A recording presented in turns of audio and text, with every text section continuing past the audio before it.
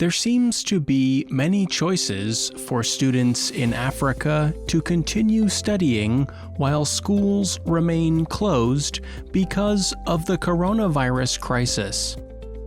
Lessons are taught on television or over the radio. Math problems appear in newspapers. Classes are held on video conferencing services like Zoom or WhatsApp. But the truth is that many students will fall behind and possibly drop out of school forever. If that happens, inequality will worsen across an already unequal continent. Mary Goredi Nakabugo is a literacy expert who runs a non-profit education organization called Uwezo. It is based in Uganda. Nakabugo told the Associated Press, "I think education now is more of an emergency than the health issue." Children, she added, are completely helpless at the moment. Nakabugo said that limited testing for COVID-19 means cases are likely undercounted in the East African country. But there have been no reported virus deaths in Uganda and just over 1,000 cases. The coronavirus crisis has created education difficulties around the world. But the schooling crisis is even more severe in Africa, where up to 80% of schools are unable to connect to the internet. Electricity is also sometimes not dependable, making distance learning difficult or even impossible. And, in normal times, schools often provide safety to children and offer services that their families cannot pay for. Sub-Saharan Africa has more children who do not attend school than any other place in the world. The United Nations Culture and Education Agency reports nearly 1/5 of children between the ages of 6 and 11, and over 1/3 of youth between 12 and 14 do not attend school. In a report published this week, the charity organization Save the Children called the coronavirus crisis the biggest global education emergency of our time. The report identified 12 countries in which children are at extremely high risk of dropping out forever. 9 of them are in sub-Saharan Africa.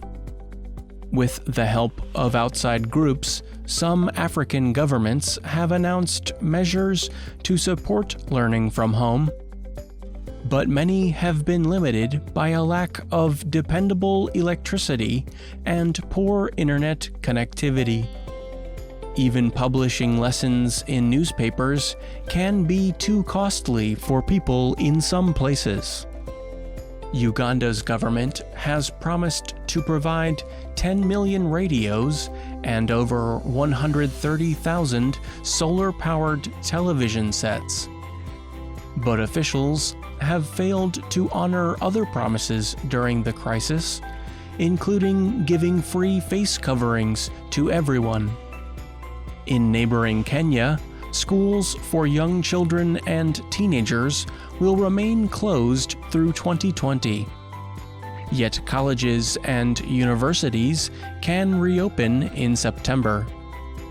The decision means Kenyan students will repeat a school year, a situation commonly described as a dead year. The effects of school closures will not be limited to learning. A report by the Norway-based Christian Michelsen Institute said the critical consequences may be related to health, water, and nutrition. That is because schools provide important services to many African young people, the Development Research Organization noted. school closures may deny students access to food and health programs, and sometimes clean water. Schools also provide protection for children from work and exploitation. Girls may especially suffer, says literacy expert Nakabugo. She noted several studies that have reported a rise in pregnancies among teenagers. The Norway-based group's report noted that the same thing happened during West Africa's Ebola crisis. The shutdown could also mean many schools close permanently and many teachers quit, worsening what is already the world's worst teacher shortage. Media reports in Uganda point to school owners who are looking to sell their properties or have turned student housing into apartments in order to pay their loans. In the West African nation of Senegal, education officials tried to keep children learning by broadcasting some classes on television after schools closed in March.